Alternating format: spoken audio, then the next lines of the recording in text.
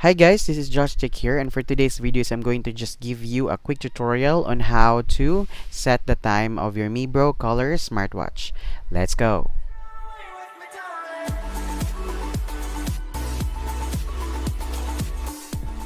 Hi guys, welcome back to our channel. This is Josh, and this is just a very quick tutorial, guys.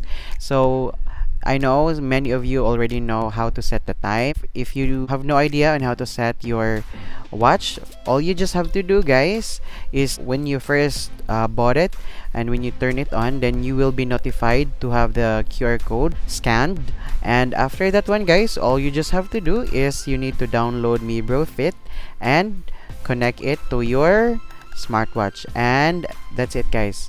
You can set the time automatically. And then if you are asking me if there's other way on how to set without downloading, but I'm sorry guys, you really have to download the Mibro Fit before you can set that time. Okay, it's just a very quick tutorial. Just download Mibro Fit and your time will be automatically set.